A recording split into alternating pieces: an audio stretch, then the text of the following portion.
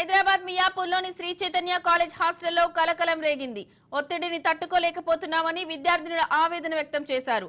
ఆత్మహత్య చేసుకుంటామని బాత్రూమ్ గోడలపై విద్యార్థినులు రాశారు. తమకు ఆత్మహత్య తప్ప వేరే మార్గం లేదని ఆవేదన చెందారు.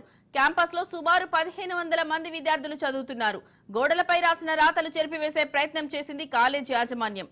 కాలేజ్ కు సెలవు ఇచ్చి విద్యార్థినులను ఇంటికి పంపిస్తున్నారు. విషయం తెలుసుకున్న విద్యార్థి సంఘాల నేతలు ఆందోళనకు దిగారు.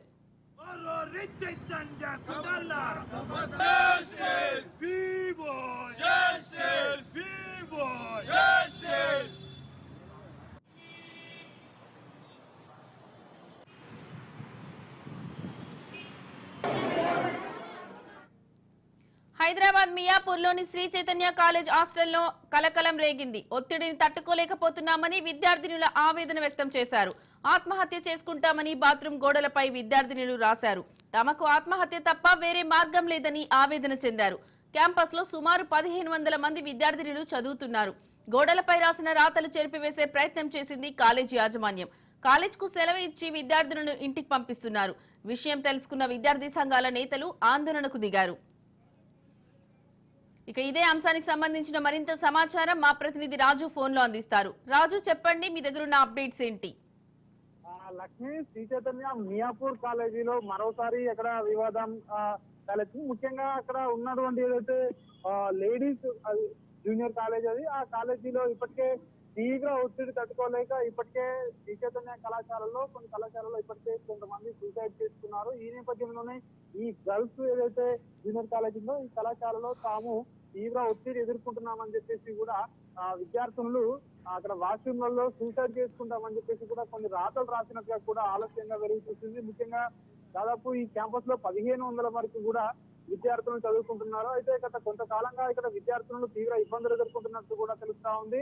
తాము ఇక్కడ కాలేజీలో ఉండలేమని మాపై తీవ్రంగా ఒత్తిడి చేస్తున్నారని చెప్పేసి కూడా ముఖ్యంగా మేము అంటే ఇంత సిలబస్ కానివచ్చు, అదేవిధంగా వీళ్ళు పెట్టే స్టడీ అవర్స్ కానివచ్చు, ఇంకా ఇతర ఇబ్బందులు కావచ్చు, ఇవన్నీ కూడా మాపై తీవ్ర ఒత్తిడి ఎదుర్కొంటున్నామని చెప్పేసి కూడా విద్యార్థులు చెప్పినట్టుగా కూడా తెలుస్తా ఉంది. కొంతమంది ఇప్పటికే వాళ్ళ పేరెంట్స్ తో మాట్లాడి కొంతమంది ఇప్పటికే అవుటింగ్ అంటే వెళ్ళిపోతా ఉన్నారు ఇంటికి సెలవులు తీసుకొని అని చెప్పేసి కూడా తెలుస్తా ఉంది. విద్యార్థులకు ఇప్పటికే 4 రోజుల కోసం అవుటింగ్ ఇచ్చినట్టుగా కూడా తెలుస్తా ఉంది.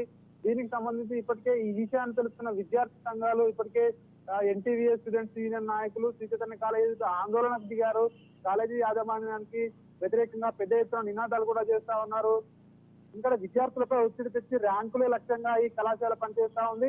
విద్యార్థులపై ఇట్లాంటి ఒత్తిడి చేయడం సరికాదని చెప్పేసి కూడా విద్యార్థి నాయకులు అయితే అక్కడ ధర్నా చేస్తా ఉన్న పరిస్థితి మనకు కనిపిస్తా ఉంది. అయితే ఇక్కడ యాజమాన్యం మాత్రం మరో రకంగా చెప్తా ఉంది. ఇక్కడ ఎట్లాంటి మా దగ్గర ఎట్లాంటి సమస్య లేదు అని చెప్పేసి కూడా కాలేజీ డీన్ దీపక్ చెప్తా ఉన్నారు.